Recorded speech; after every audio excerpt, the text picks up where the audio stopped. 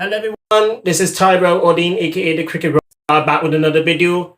No Nicholas Puran, no Kyron Pollard, no Usman Tariq, no problems at all for the defending champions, the Trinbago Knight Riders, as the five-time defending champions, or should I say the five-time champions, have started its 2026 Republic Bank Caribbean Premier League title defense campaign by defeating the St. Kitts and Nevis Patriots by 19 runs under the Duckworth-Lewis-Stern method after rain brought an abrupt end to the match just when the Knight Riders needed only 16 more runs from the last 5 overs. Trinbago Knight Riders won the toss and put the St. Kitts and Nevis Patriots into bat and immediately applied the pressure from the get-go. St. Kitts batters struggled to get going and they ended up posting a very modest low 109 for the loss of 9 wickets. And before the rains actually came down for the second time, there was actually an interruption when the Patriots were 6 wickets down for 55. The second rain interruption came just when the Knight Riders was 94 for the loss of 2 wickets from 15 overs. And that is when Mother Nature brought the match to an abrupt end. And it led to Trinbago Knight Riders having its first 2 points on the points table. Now, the cutoff time for this match actually was 11:07, and by the time when the rains came, it was almost 11:30, and the cutoff time had already disappeared, which meant that there wasn't any chance of Patriots coming back from that because their pass score at that point, the pass score I should say, was 75, and TKR had 94 and was 19 runs ahead.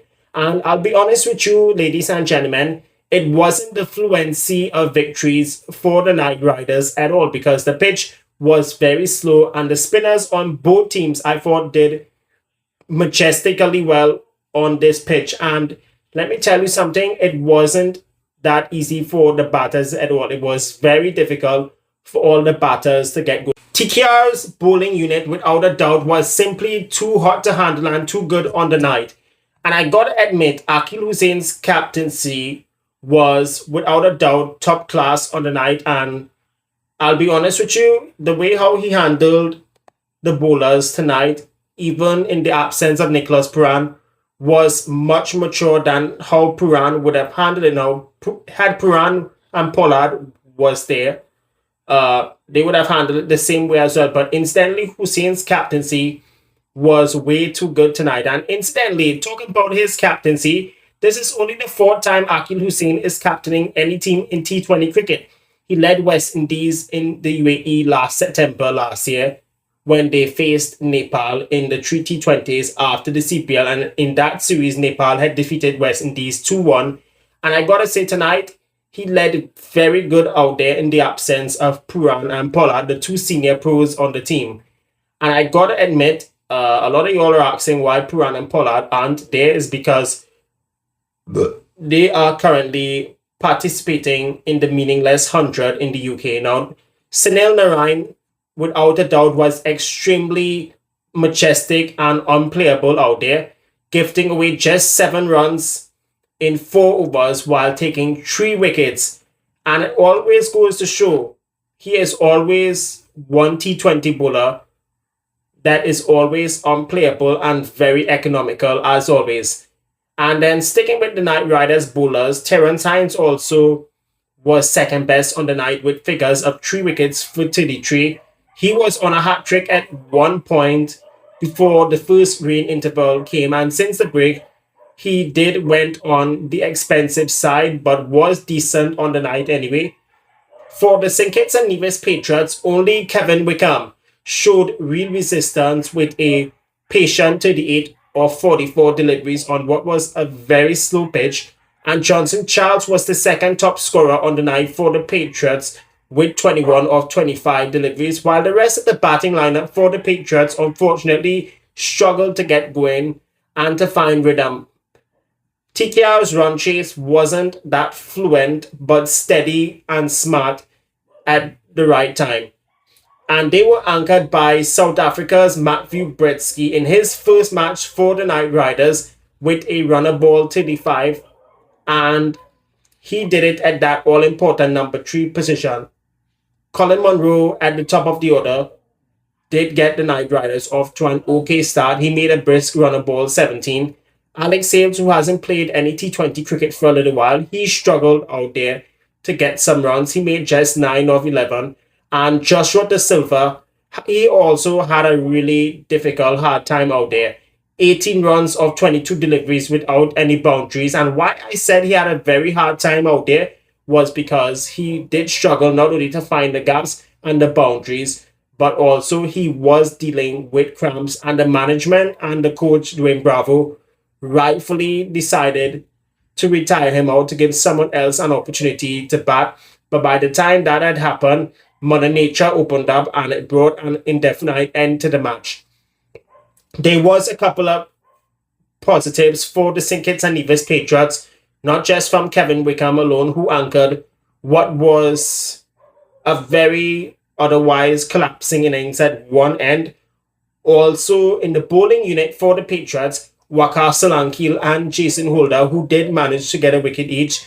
These two, along with the other bowlers, they tried to keep the runs down during what was a challenging time defending the 110 runs. But the bad news for the Patriots, obviously, was their batting lineup. They had no answers to the mystery of Sunil Narine, especially the top order and the middle order. And that is not all.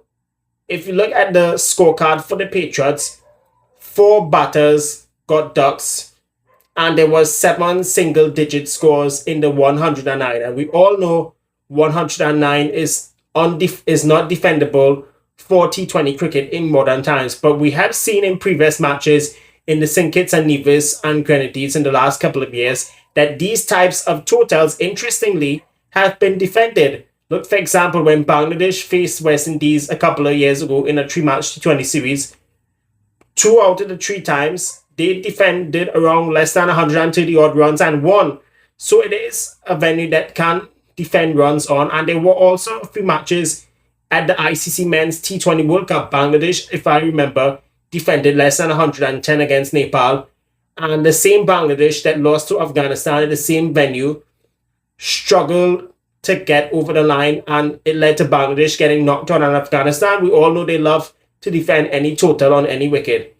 If you've seen the last few games in St. Vincent, totals around 100, between 100 to 120 can be defended. It has happened a couple of times.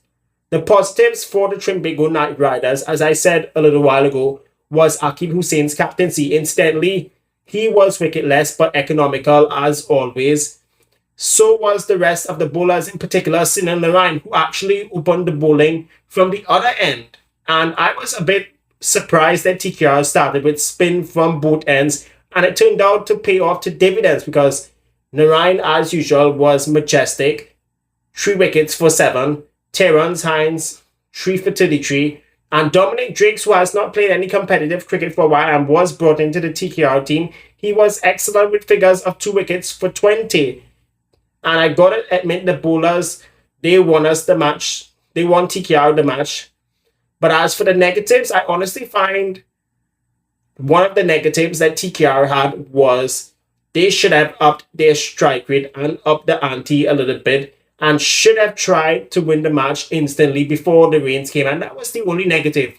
Other than that, it was a one-sided game where the Knight Riders dominated from the beginning. And they also had a bit challenging when they were chasing the 110 runs. But at the end of the day, Trinbago Knight Riders may have won the match. But the way I looked at this match, it wasn't the fluency of victories for the defending champions, Trinbago. But it is a long way to go for the defending champions.